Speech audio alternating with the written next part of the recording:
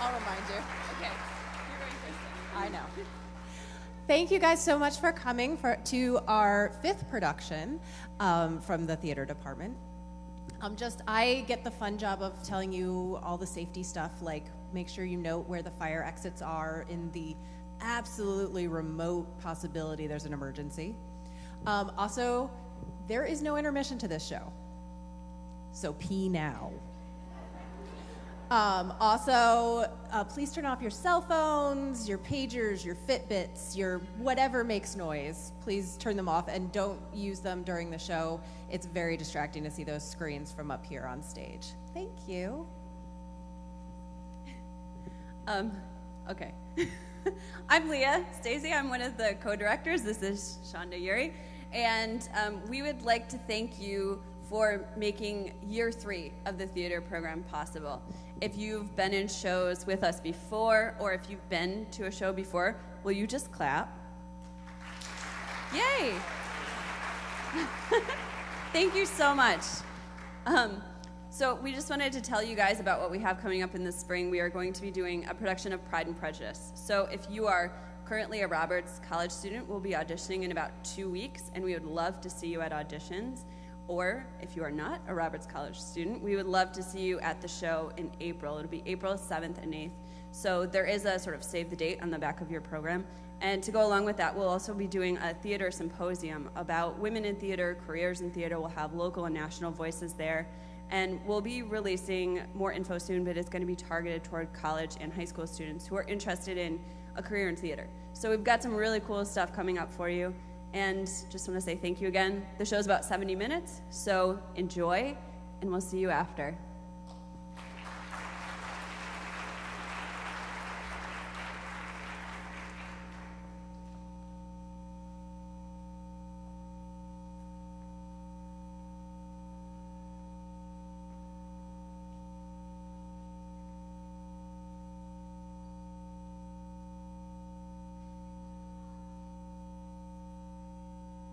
Welcome to the tale of a delicious adventure in a wonderful land. You can tell it'll be delicious already. Can't you smell it? Oh, how I love that beautiful smell. You've all heard of Cadbury's and Hershey's and Nestle's and of course Wonka. What's that? What's Wonka, you say? Why Wonka chocolate, of course! I'll admit, Mr. Willy Wonka's chocolate is fairly new, but it is also the greatest chocolate the world has ever seen. Why, he's invented things like... Say? I'm not going to tell you what he's invented. You came to see for yourselves, so I'll let you do just that. But before I do, perhaps I should fill you in on what's been going on around here lately. Because Mr. Wonka makes such fantastical things, other great chocolate makers, like Mr. Fickle Grubber, Mr. Prodnose, and Mr. Slugworth, all sent spies to go work for Mr. Wonka. Well, they must have been pretty good spies, because pretty soon those other candy makers were making things like ice cream that never melted, or chewing gum that never lost its flavor, or candy balloons you could blow up to great sizes before popping them with a pin and gobbling them up. Mr. Wonka didn't know what to do. If he kept operating like this, pretty soon all his secrets might be stolen. So he did the only thing he could do. He closed down his factory and sent all his workers home. Now that may seem like the end of Mr. Wonka, but no siree, not him. Because pretty soon his factory started working again. But nobody knew how because, well, no one ever came in and no one ever came out. There were just shadows dancing in the lit windows. Mighty strange indeed. Now, so that he could sell a bunch of candy again, Mr. Wonka started a contest. Yes, sir, that's right, a contest.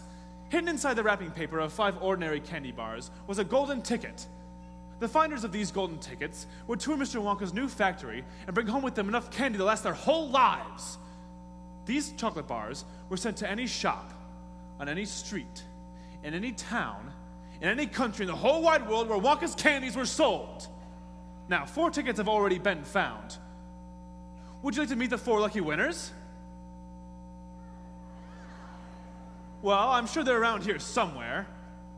The first ticket was found by a boy named Augustus Gloop. Where are you, Augustus? Chocolate. Chocolate. Chocolate. I love chocolate. Food. I'm actually all the time. This golden ticket is my meal ticket to eat and eat and eat and eat and eat. Chocolate. Chocolate. Ooh. Well, that's our first lucky winner, Augustus Gloop. Now, the second ticket was found by a girl. Her name was Violet. Violet Beauregard. I'm a gum chewer normally, but when I heard about these ticket things at Mr. Wonka's, I laid off the gum and switched to candy bars in the hope of striking it lucky. Now, of course, I'm right back on gum. I just adore gum. I can't do without it. I munch it all day long, except for a few minutes at mealtimes, when I take it out and I stick it behind my ear for safekeeping. To tell you the honest truth, I simply wouldn't feel comfortable if I didn't have that little wedge of gum to chew on every moment of the day. I really wouldn't. My mother says it's not ladylike and it looks ugly to see a girl's jaws going up and down like mine do all the time, but I don't agree. And who's she to criticize anyway? Because if you ask me, I'd say that her jaws are going up and down almost as much as mine are just from yelling at me every moment of the day. And now, it may interest you to know that this piece of gum that I'm chewing on right at this very moment is one that I've been working on for over 3 months solid. That's a record, that is. It's beaten the record held by my best friend, Miss Cornelia Princemetal. And was she ever mad? It's my most treasured possession, this piece of gum is. I chew it all day long, and at night I just stick it on the end of my bedpost, and it's as good as ever in the morning. A bit hard at first. Maybe.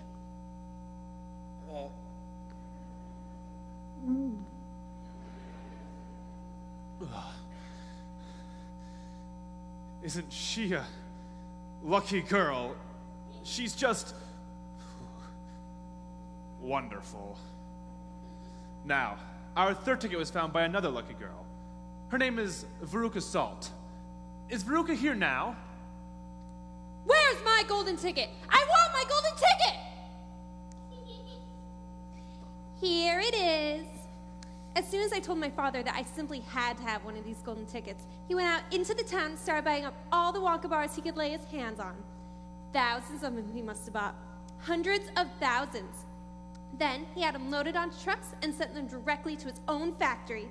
He's in the peanut business, you see, and he's got about 100 women working for him over at his joint, shelling peanuts for roasting and salting. That's what they do all day, those women. You just sit there shelling peanuts. Anyways, so he said to them, "Okay, girls," he says, "from now on you can stop shelling peanuts and start shelling the wrappers off these crazy bars of chocolate instead." And they did. He had every worker over at his place ripping the wrappers off those bars of chocolate full speed ahead from morning till night. But 3 days went by and he had no such luck. It was terrible! I got more and more upset each day, and every time he'd come home I'd scream, "Where's my golden ticket? I want my golden ticket!" And I would lie on the floor for hours kicking and yelling in the most disturbing way. Then, on the evening of the 4th day, one of his women workers yelled, "I've got it, a golden ticket." And he said, "Give it to me quick." And she did. And he ran it home and gave it to me, and now I'm all smiles. And we have a happy home once again.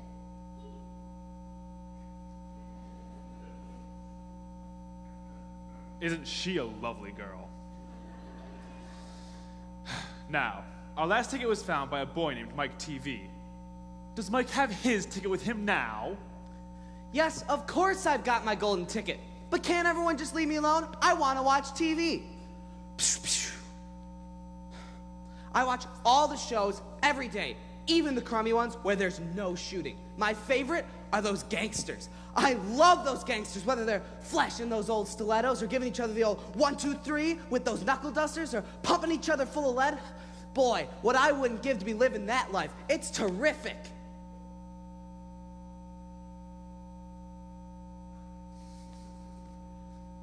And that, folks, was Mike TV. Sorry for bothering you, Mike.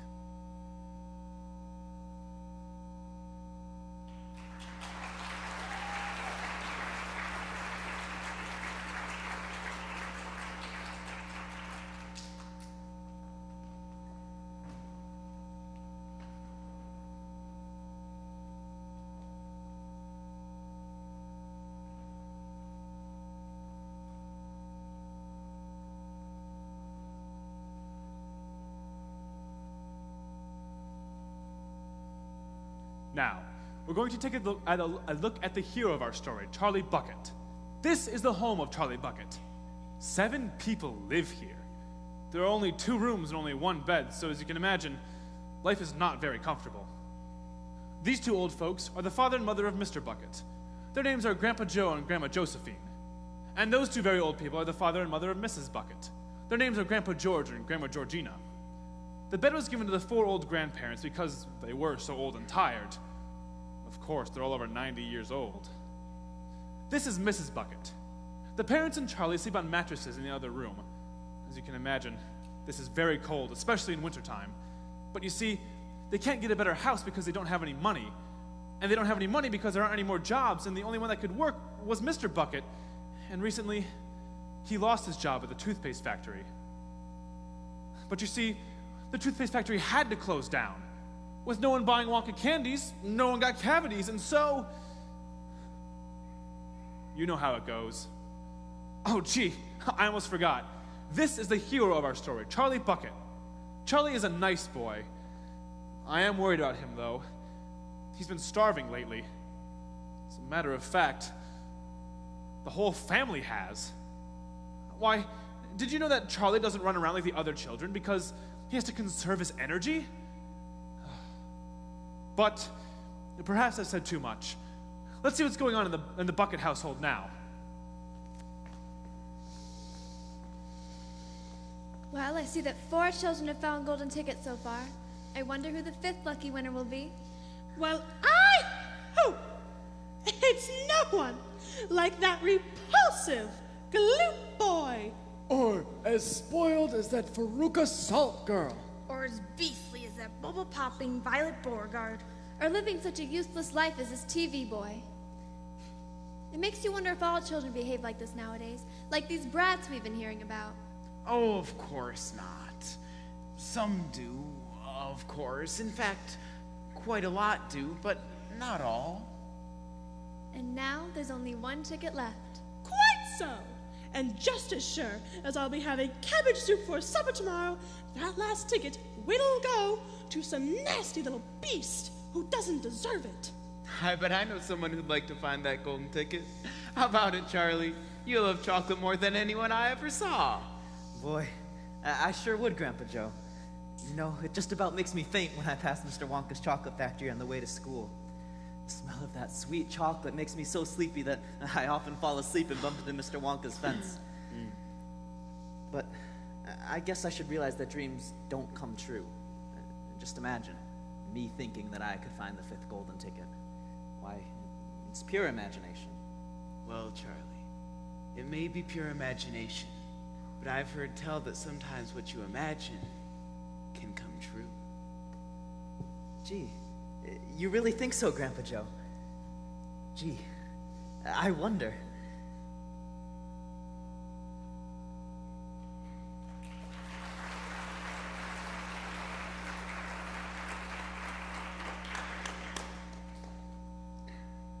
It sure would have been nice if Charlie had found the golden ticket.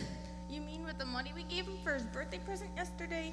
Yes, with the money we gave him to buy the 1 piece of candy he gets every year. And just think how long it took us to save up that money. Yes, now, that was really a shame. But think of how Charlie enjoyed the candy. He loves Willy Wonka chocolate. And he didn't really act that disappointed. No, he didn't. Well, he might not have acted disappointed, but that's because he's a fine young boy and he wouldn't want any of us to feel sorry for him. Why, what boy wouldn't be disappointed? I sure wish he'd won. I'd do anything for that boy. Mom, Grandpa Joe, grand folks, you'll never believe it. You'll never guess what just happened. Good gracious, Charlie, what is it? Well, I was walking home on my way from school, and the wind was blowing so cold, and the snow was blowing really hard, and I couldn't see where I was going. So I was looking down to protect my face, and there it was, just lying there in the snow. It was kind of buried. I looked around, and no one seemed to look as if they had lost anything, and so I picked it up and brushed it off, and I couldn't believe my eyes. You lost it! No. I found 50 cents. But then I thought it couldn't hurt if I bought a Wonka Whipple Scrumptious Fudge Mellow Delight, since it was my 50 cents, and I was just so hungry for one. Go on. Well, I unwrapped the candy slowly, and... No, I ate the candy. There wasn't any golden ticket. But then, I still had 45 cents left, and well, you know how I love chocolate. Charlie, you're not sick, are you? You didn't spend all No, as a matter of fact, I bought another Wonka Whipple Scrumptious Fudge Mallow Delight, and, well, I found it! I found the 5th golden ticket! I did! I really did! We're going to the chocolate factory!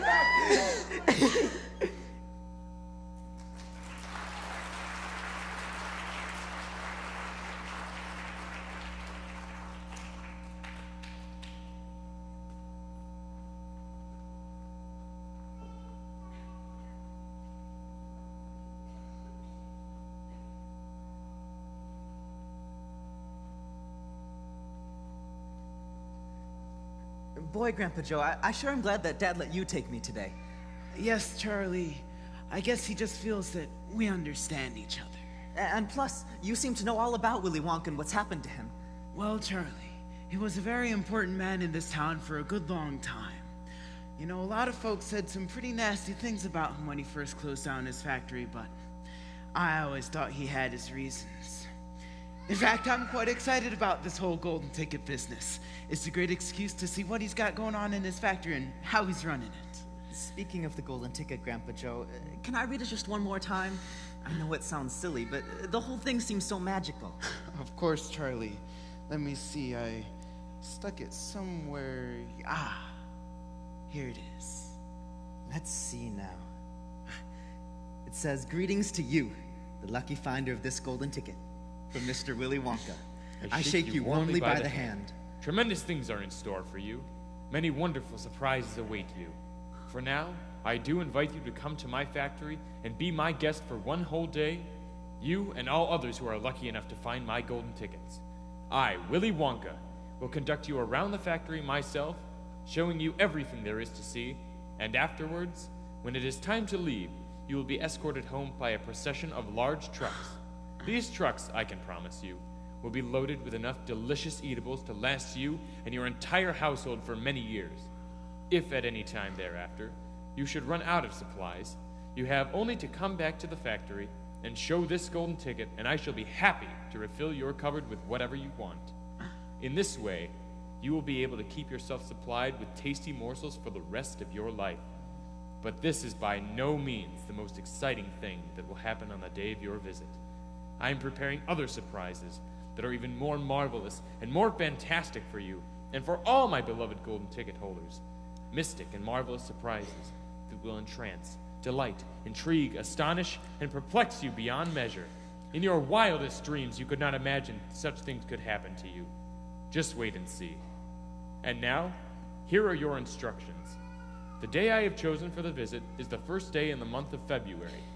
On this day, and on no other, you must come to the factory gates at 10 o'clock sharp in the morning. Don't be late. And you are allowed to bring with you either 1 or 2 members of your own family to look after you and to ensure that you don't get into mischief. One more thing. Be certain to have this ticket with you, otherwise you will not be admitted. Signed, Willy Wonka.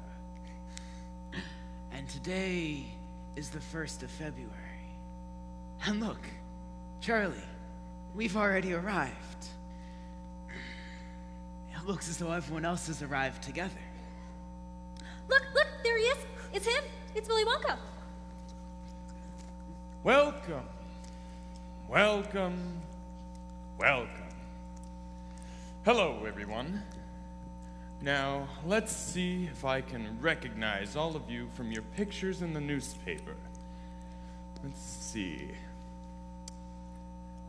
Azeron, no, not Azeron. Algernon, no, not Algernon. Augustus Gloop. Yes, this is my mother. Delighted to meet you, yes, delighted. Now, the gum girl, Violet Beauregard. So what if I am? Let's just get on with the whole thing, huh? And you must be Mrs. Beauregard. Very happy to meet you, yes, very happy. And then the other one. Veruca Salt. And you must be Mr. and Mrs. Salt. Don't shake his hand, Daddy. It's probably all sticky and chocolatey for working in the factory all day. After all, he does only run a silly little factory. He's not even worth bothering shaking hands with anyway.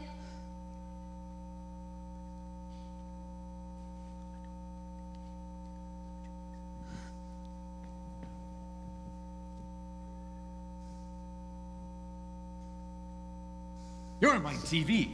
Yes, enchanted to meet you. Yes. Come on, Enchanted. can we get on with this already? I want to go home and watch TV. And I'm Mrs. TV. Pleased to meet you. Overjoyed, overjoyed. And then there's you. You must be the boy that just found the ticket yesterday. Congratulations. Yes, you're Charlie Bucket, aren't you? Yes, sir, thank you. And this, sir, is my Grandpa Joe. Howdy, Mr. Wonka. It's a real pleasure to meet you. How do you do, Mr. Grandpa Joe? How do you do? Well, now, is that everyone? Well, why, yes, I suppose it is. Good. Now, if you'll all follow me this way, we still have many, many things to do, but do keep together. Please don't go wandering off by yourselves. I should hate to lose any of you at this stage of the proceedings. Oh, dear me, no. Anyway, here we are. Just through the big red door, please.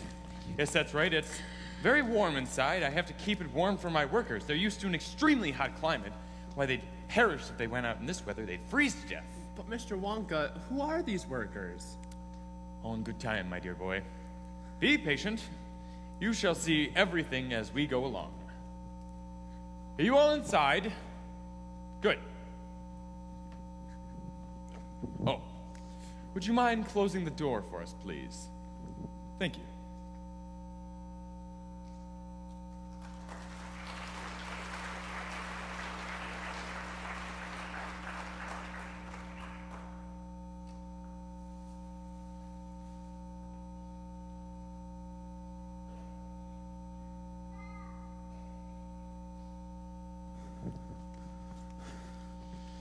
I'm tired.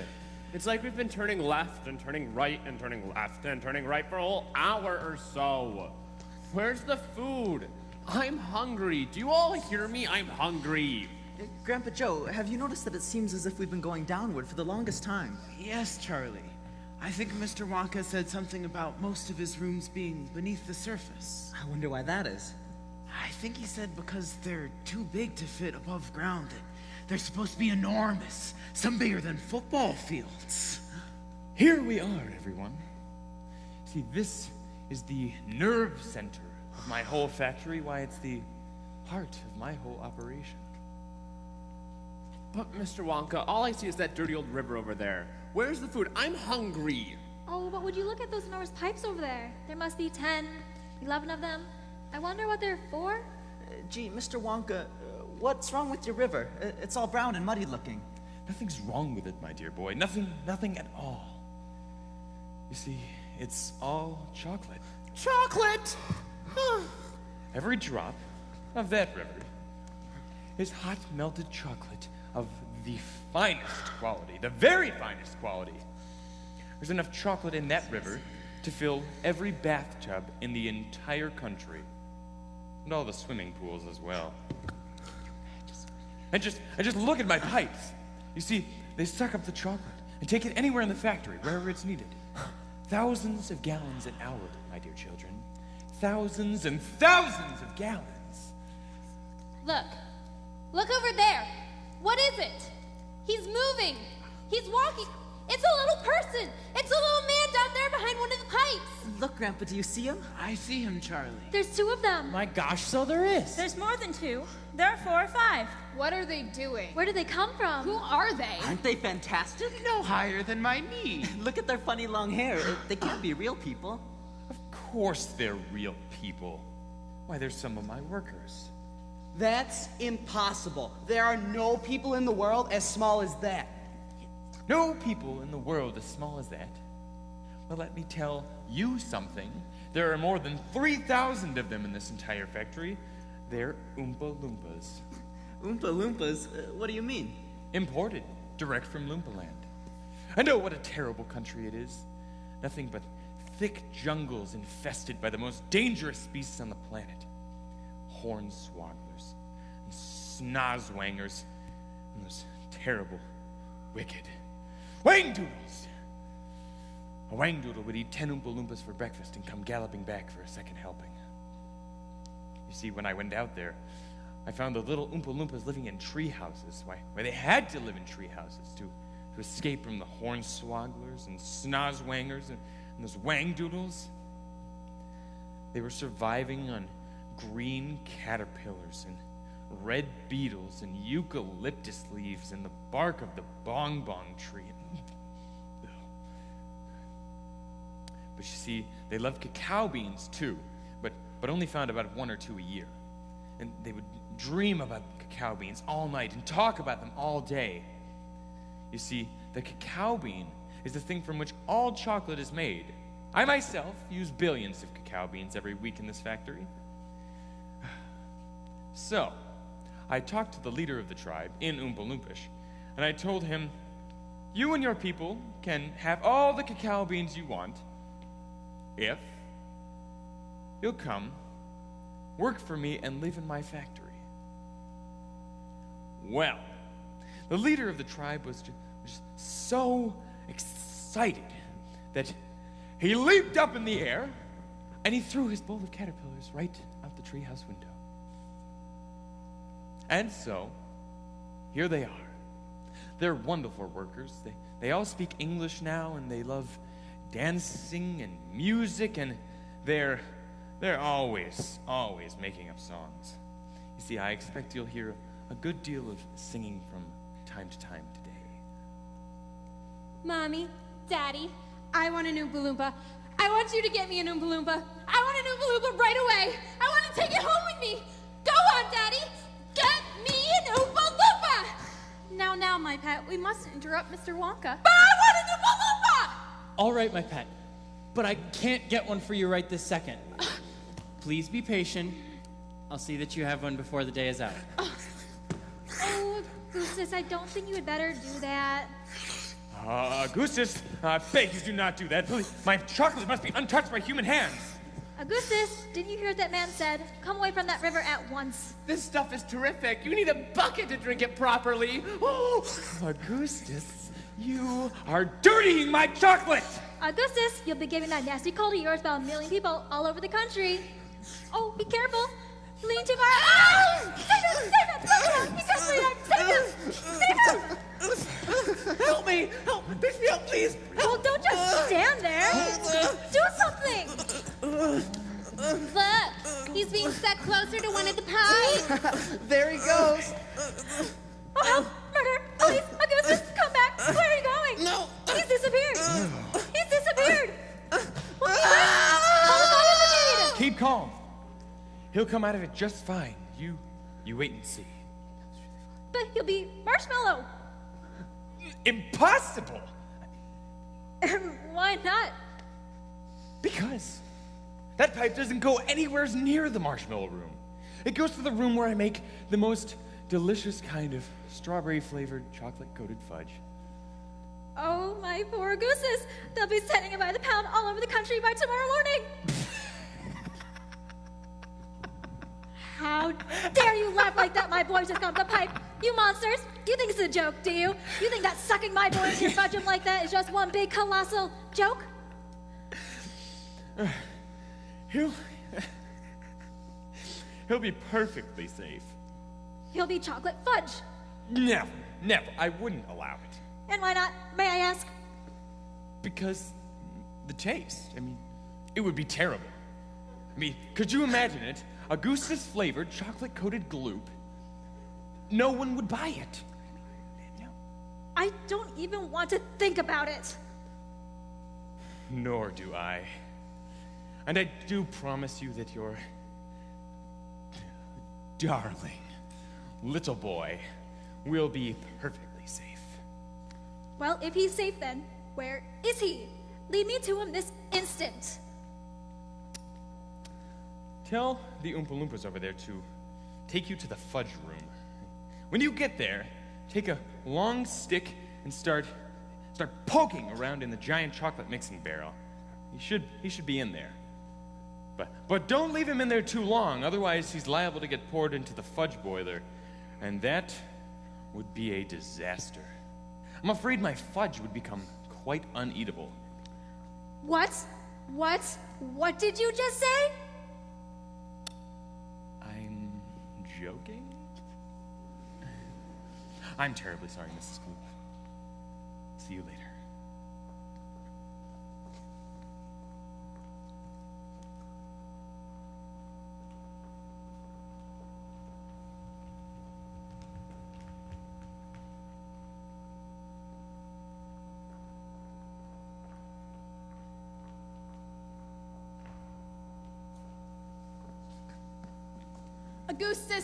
Augustus Gloop, that great big greedy nincompoop. How long could we allow this beast to gorge and guzzle, feed and feast? On everything he wanted to? Great Scott, it simply wouldn't do. So what we do in cases such as this, we use a very gentle touch. Come on, we cried, the time is right to send him shooting up the pipe. But don't, dear children, be alarmed. Augustus Gloop will not be harmed. Although, of course, we must admit, he will be altered quite a bit. He'll be quite changed from what he's been. When he goes through the fudge machine, slowly the wheels go round and round, the cogs begin to grind and pound. 100 knives go slice, slice, slice. We'll add some sugar, cream, and spice. Then out he comes, and now by grace a miracle has taken place. This boy, who only just before was loathed by men from shore to shore. This greedy brute, this louse's ear, is loved by people everywhere. For who could hate or bear a grudge against a luscious bit of fudge?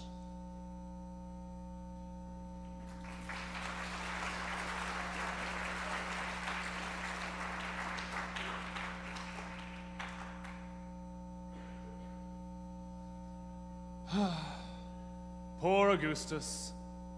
I bet that's the last we'll see of him, huh? Now, you folks are really in for a treat. Did you know that Willy Wonka owns his very own yacht? That's right, his very own! And boy, is it sharp. It's bright pink and has about 10 Oompa Loompas pulling at the oars. But there's no use in telling you about it, because pretty soon, you ought to be able to see it for yourselves. Yes, here it comes right now. It sure is dark in here. How can these dumb Oompa Loompas see where they're going? There's no knowing where they're going. There's no earthly way of knowing which direction they are going. There's no knowing where they're rowing or which way the river's flowing. Because not a speck of light is showing, so the danger must be growing. For the rowers keep on rowing, and they're certainly not showing any signs that they are slowing! He's gone off his rocker. He's crazy. He's balmy. He's nutty. He's screwy. He's batty. He's dippy. He's Dotty. He's daffy. He's goofy. He's buggy. He's wacky. He's loony. Oh, no, he's not. Switch on the lights! Row faster, faster! Look, Grandpa, there's a door on the wall. It says cream room.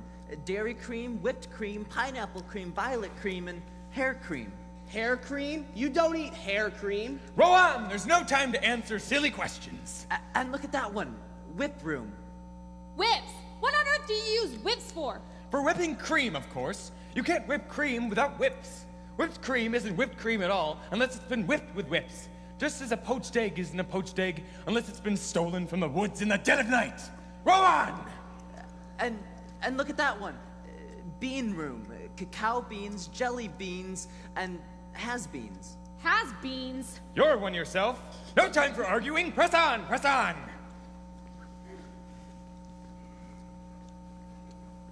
Stop the boat. We're there. We're where? Up there. What's up there? Oh, you'll see.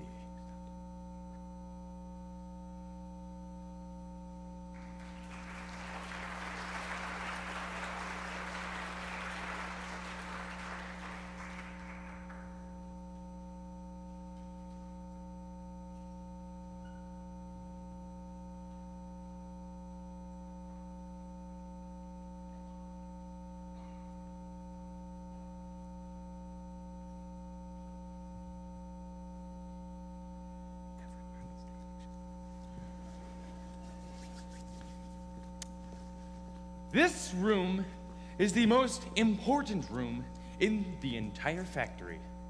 All of my most secret new inventions are cooking and simmering in here. old Fickelgruber would give his front teeth to be allowed inside for just 3 minutes. So would Slugworth and Prognose and all of the other rotten chocolate makers. But before we go in, I want no meddling about. That means no touching, no meddling, and no tasting. Is that agreed? We won't touch a thing.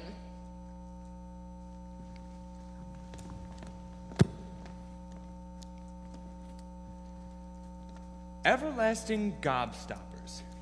They're completely new. I'm inventing them for children who are given very little pocket money.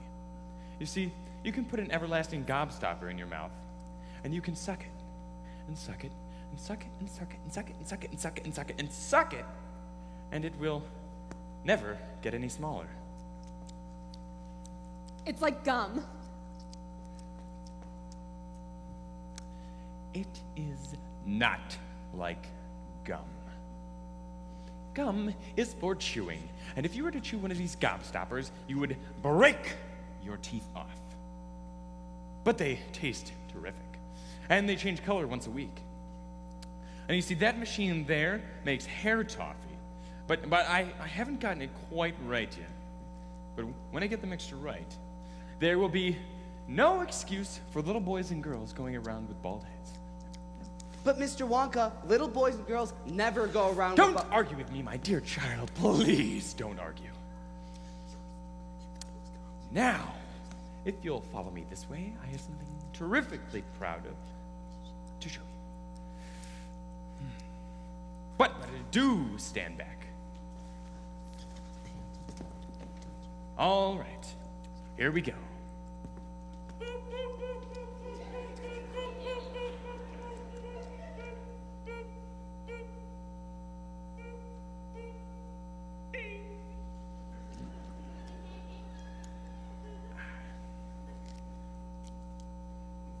You mean that's all? That's all? Don't you know what this is? By gum, it's gum! It's a stick of chewing gum. Right you are. This is a stick of the most amazing, most fabulous, most sensational gum in the whole world. This gum is a fantastic gum in that it's a chewing gum meal. You see, when I start selling this in the shops, it'll be the end of all cooking, marketing, forks, plates, cleanup, and garbage. This particular piece of gum just so happens to be tomato soup, roast beef, and blueberry pie. But you can have almost anything you want. What do you mean by that? Well, I mean, if you were to start chewing this gum, you would actually taste all those things. And it fills you up. It satisfies you. It's terrific. It's utterly impossible. Just so long as it's gum, and I can chew it, then that's for me. Come on, Wonka, hand over this magic gum of yours, and let's see if the thing works. Now, Violet, let's not do anything silly. I want the gum. What's so silly? I would rather you didn't take it. You see, I haven't gotten it quite right. There's still 1 or 2 or 10 or 100 or Oh, to heck with that! Don't!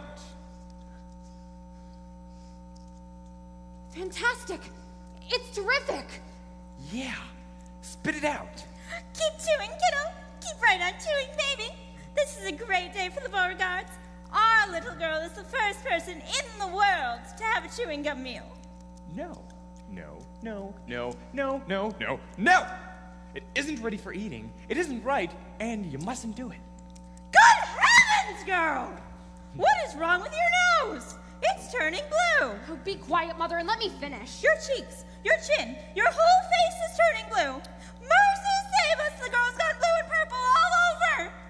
Violet, you're turning violet. You're glowing. The whole room is glowing. I told you I hadn't got it quite right. You see, it's always the blueberry pie. It's the dessert that does it. But I'll get it right one day. You wait and see. Violet, you're swelling up. I feel most peculiar. You're swelling up. You're blowing up like a balloon. Like a blueberry. Call a doctor. Prick her with a pin. Save her. It always happens this way. I mean, all the Oompa Loompas that tried it ended up as blueberries. It's most annoying. I just can't understand. But I don't want a blueberry for a daughter. Put her back this instant. Tell the Oompa Loompas over here to roll Miss Beauregard into the juicing room. The juicing room? Whatever for? To squeeze her. You've got to squeeze all that juice out of her immediately. And after that, we'll just have to see how she comes out. Ooh. But we'll get her fixed, you know. You wait and see. If it's the last thing that we do. Oh, Dickens. I'm terribly sorry about this. I really am. Mr. Wonka, is Violet ever going to be all right again? Well, she'll come out of the de-juicing machine just as thin as a whistle. And she'll be purple. Purple from head to toe. But, you see, that's what comes from chewing disgusting gum all day long. If it's so disgusting, then why do you make it in your factory? I can't hear a word you're saying! Now, if you will all follow me.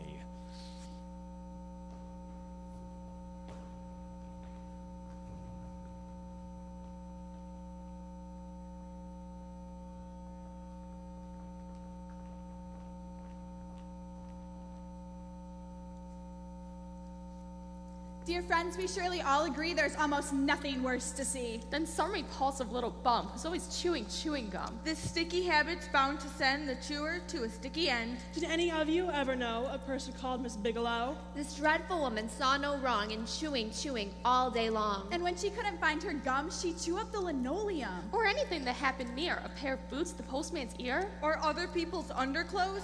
And once, she chewed her boyfriend's nose. For years and years she chewed away, consuming 50 packs a day. Until one summer's eve, alas, a horrid business came to pass. Miss Bigelow went late to bed. For half an hour she lay and read. At last she put her gum away upon a special little tray. And settled back and went to sleep. She managed this by counting sheep. But now, how strange, although she slept, those massive jaws of hers just kept on chewing through the night, even with nothing there to bite. This sleeping woman's great big trap, opening and shutting, snap, snap, snap. Faster and faster, chop, chop, chop. The noise went on. It wouldn't stop. Until at last her jaws decide to pause and open extra wide. And with the most tremendous chew, they bit the lady's tongue in two. And that is why we'll try so hard to save Miss Violet Beauregard from suffering an equal fate. She's still quite young, it's not too late. Provided she survives the cure. We hope she does. We can't be sure.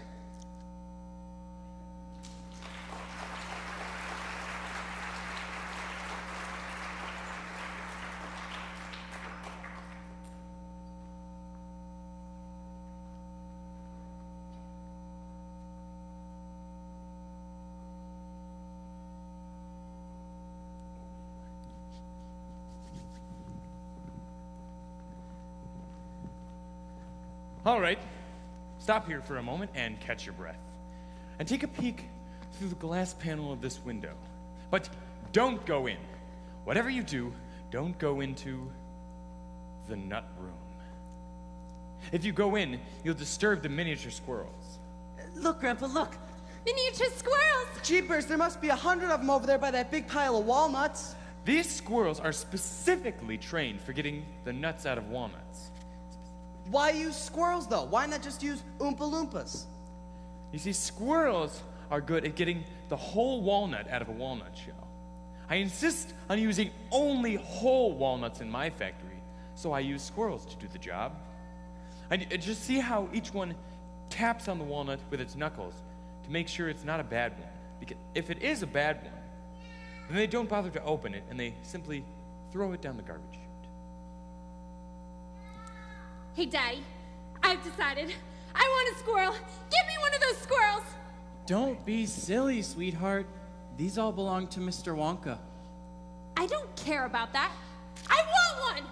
All I've got at home is 2 dogs and 4 cats and 6 bunny rabbits and 2 parakeets and 3 canaries and a green parrot and a turtle and a cage of white mice and a bowl full of goldfish and a silly old hamster. I want a squirrel! All right, my pet. Daddy'll get you one just as soon as he possibly can. But I don't want just any old squirrel. I want a trained squirrel. Very well. Mr. Wonka, how much for one of these crazy squirrels? Name your price. They're not for sale, and she can't have one. Who says I can't? I'm going in there this very instant and getting me one myself. Don't. All right. I'll have you.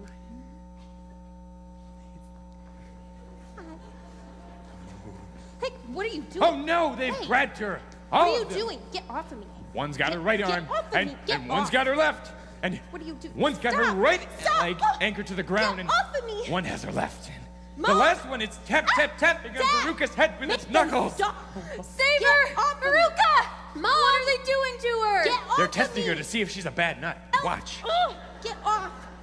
Get off! Oh, Where are you? my. Let me go! She's Let a bad me go. nut after all. Put me down! I suppose her head Put must have me sounded down. quite hollow. Help! Mom! What? Dad! Where are they taking her? Where all the other bad nuts go, down the rubbish chute. By golly, she has gone down the chute. And she's gone. Where is she gone to?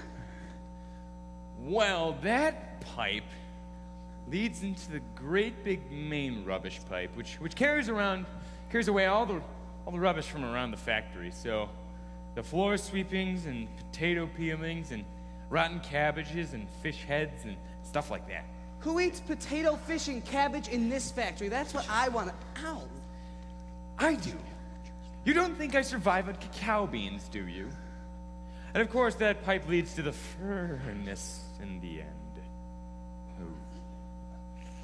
Now, see here, Wonka. I think you've gone just a shade too far this time. I do indeed. My daughter may be a bit of a frump. I don't mind admitting it, but that doesn't mean you can roast her to a crisp. I'll have you know that I'm extremely cross about this. I really am. Oh, don't be cross, dear sir. I expect she'll turn up sooner or later. And she may not have even gone down the pipe at all. She may be stuck in the chute just below the entrance hole. And if that is the case, then all you have to do is go over there and pull her up again. So simple. Veruca, are you down there? No! Oh my, they have grabbed her too. Good gracious me, what a lot of rubbish there's going to be today. What's it like down there, Beatrice?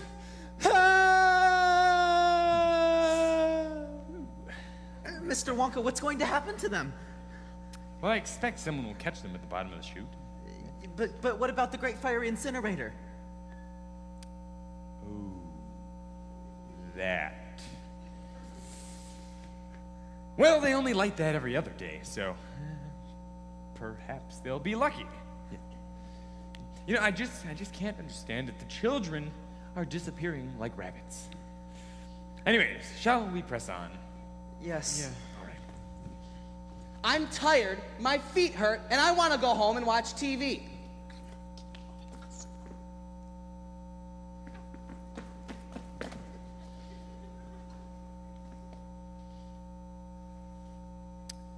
If you're tired, then I suppose we better take the elevator instead. It's just this way, down the hall, please.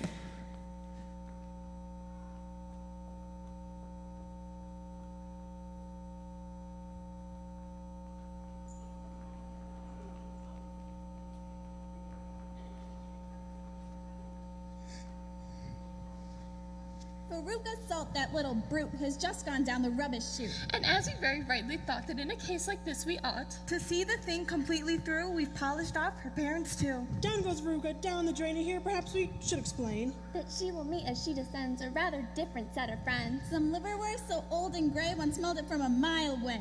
A rotten nut, a reeky pear, the thing the cat left on the stair. And lots of other things as well. Each with a rather horrid smell. These are Veruca's new friend that she shall meet as she descends. For this is the price that she must pay for going so very far astray. But now, dear friends, we think you might be wondering, is it really right that every single bit of blame and all the scolding and the shame should fall upon Veruca Salt?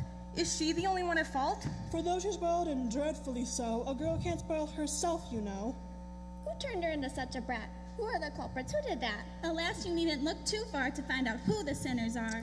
They are, and this is very sad, her loving parents, Mom and Dad. And that is why we're glad they fell into the rubbish chute as well.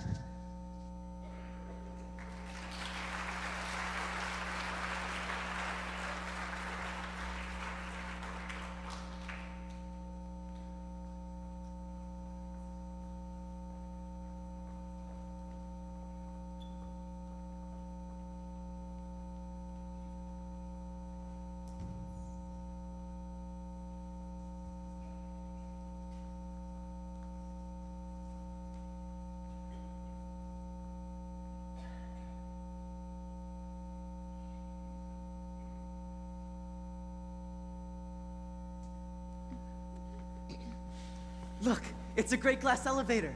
And look at all the buttons all over. This is no ordinary up and down elevator. This elevator can go sideways, and slantways, and long ways, and any other ways you can think of. This elevator can take you to any room in the entire factory, no matter where it is. All you have to do is press a button and zing, you're off. Terrific. Looks like each button is labeled. And each button stands for a room. Yeah, let's see here. Strawberry juice water pistols, stick jaw for the talkative parents, invisible chocolate bars so you can eat in class, rainbow drops, suck them and you can spit in 6 different colors. All right. We can't stay here forever. Isn't there a TV room in this whole lot? I want to watch TV. Of course there is. Right there. Whoopee, that's for me. Here we go. I'm going to be sick. Oh, please don't be sick. Try and stop me. Then you'd better take this. Make this awful thing stop. I can't stop till we get there. I just hope no one's using the other elevator at this moment. What other elevator? The one where it's running on the same track as we are, in the opposite direction. Holy mackerel, you mean we might have a collision? I've always been lucky so far. Now I am going to be sick. Oh, please don't be sick. Don't spoil my hat. Some ride. Never again. Ooh. All right. Before we go into this next room, there's dangerous stuff in here, and you mustn't tamper with it. All right, everybody out.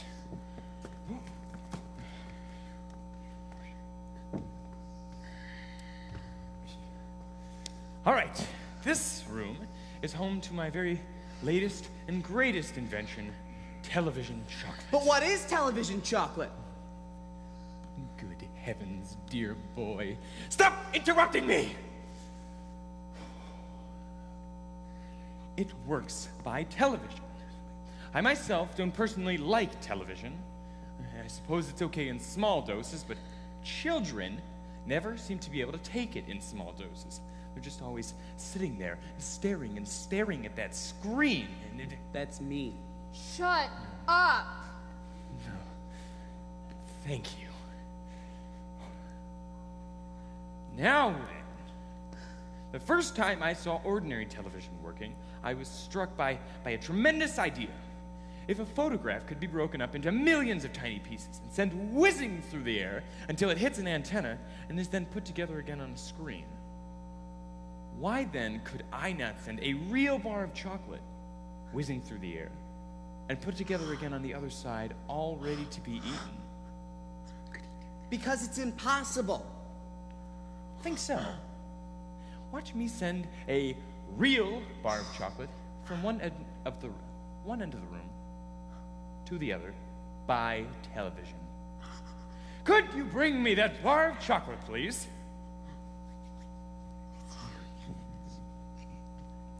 Thank you. You see, it has to be big, because anytime you send something by television, it always comes out much smaller on the other end. Here we go. What the dickens? You there, Mike TV! Stand back! There are dangerous rays coming out of that thing, and they will break you apart into a million tiny pieces in one instant. That's better. All right. Switch on.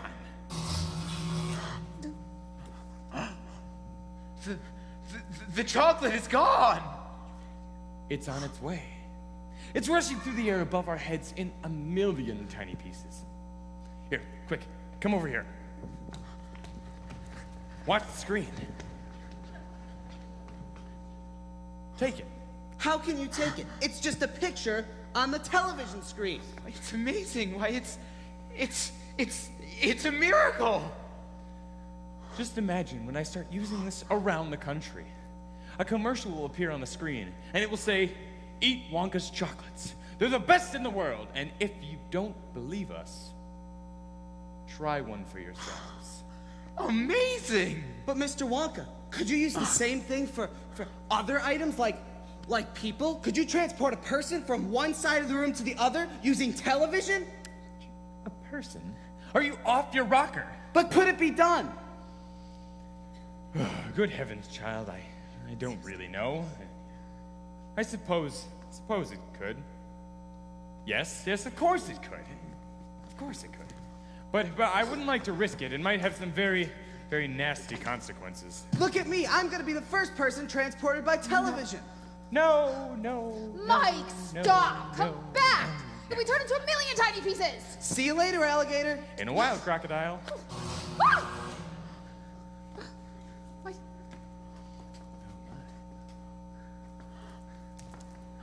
He's gone! We'll just have to wait and see what happens. We must hope and pray that your little boy comes out completely unharmed on the other side. We'll have to watch the television screen. He may come in at any moment.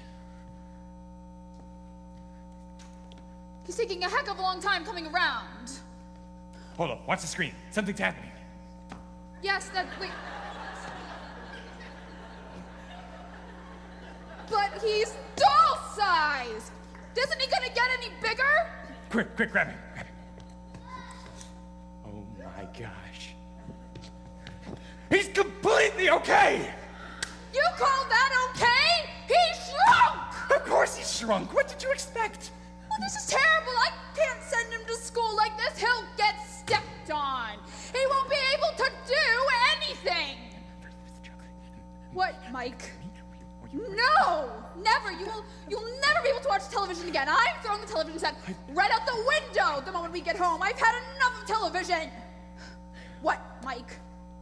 Well, I don't care what you want or how much you jump and scream. There. Mr. Wonka, how is Mike going to grow again? Well, small boys are extremely springy and elastic, so we'll put him in a machine that I use to test the tough stretchiness of chewing gum. Well, how far do you think he'll stretch? Maybe miles. Anyway, he'll be awfully thin. But we'll fatten him up with some of my super vitamin candy. You see, it contains all the vitamins from A to Z. Oh, don't look so worried, Mrs. TV. You know, they all come out in the wash, you know? Every one of them.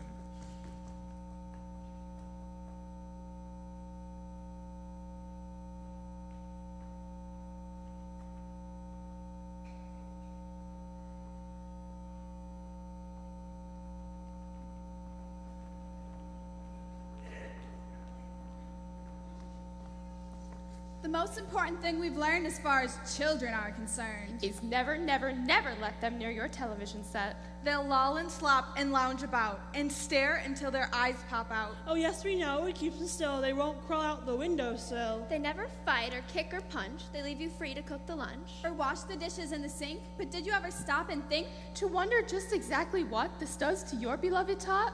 It rots the senses in the head. It kills imagination dead. His brain becomes as soft as cheese. His powers of thinking rust and freeze. He cannot think, he only sees. All right, you'll cry, all right, you'll say, but if we take the set away... What shall we do to entertain our darling children? Please explain. We'll answer this by asking you. What used the darling ones to do? They used to read. They'd read and read and read and read. And then proceed to read some more. Great Scots, get zucks when half their lives was reading books. Such wondrous, fine, fantastic tales of dragons, gypsies, queens, and whales. And pirates wearing purple pants, and sailing ships and elephants. And cannibals crouching round the pot, stirring away at something hot. Oh, books. What books they used to know. Those children living long ago. So please, oh please, we beg, we play, go throw your TV set away. Fear not, because we promise you that in about a week or two, of having nothing else to do, they'll now begin to feel the need of having something good to read. P.S. Regarding Mike TV, we very much regret that we shall simply have to wait and see. If we can get him back his height. But if we can't, it serves him right.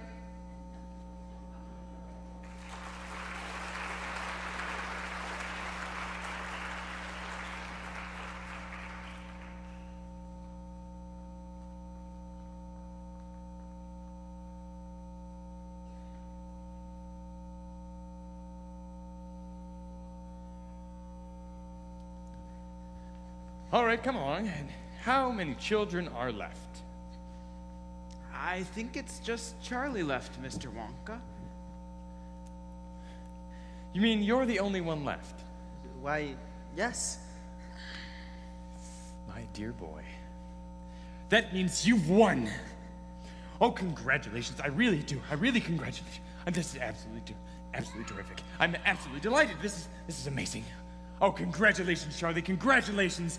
But we mustn't dilly and we mustn't dally. There's an enormous number of things to do and arrangements that have to be made. Wait, Mr. Wonka. I'm afraid I don't understand all this. What are you talking about? Do forgive me, Charlie. I sometimes get a little carried away. I forgot that you didn't know. Know what? Well, you see, Charlie, I love my chocolate factory. Tell me, Charlie, do you love my chocolate factory? And think carefully, because it is very, very important what you think. Well, all I can say is I've never spent a more fantastic day anywhere in my whole life. I've been very, very happy. Do I love this factory? Yes. Yes, I do. It means a great deal to me. Why do you ask, Mr. Wonka? Well, you see, Charlie and all the others will receive all the candy that I promised. But I want Charlie to receive much, much more. You see, today has been a contest. It's been a contest to see who the right one for the job is. What job? Well, you see, Charlie, I'm tired. I'm not getting any younger, and it isn't as easy to carry out my ideas as it once was. That's why I need someone. That's why I need you. Me? Yes, you, Charlie. I want you and your Grandpa Joe and your entire family to come live with me permanently.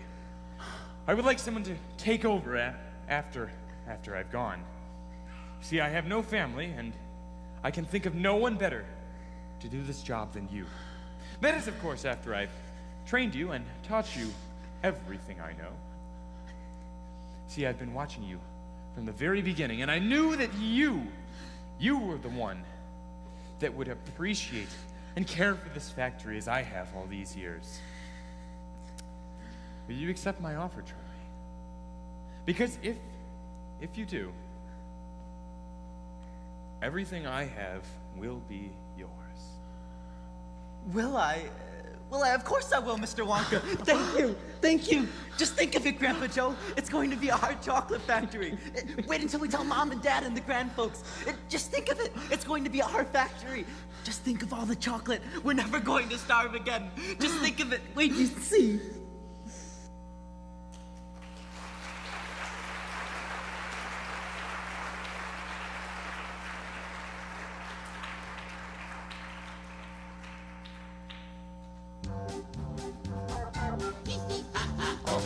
Willy Wonka, Willy Wonka. Willy Wonka, Willy Wonka. He's smart, as clever, and so smart. There's so much generosity, there's no way to contain it, to contain it, to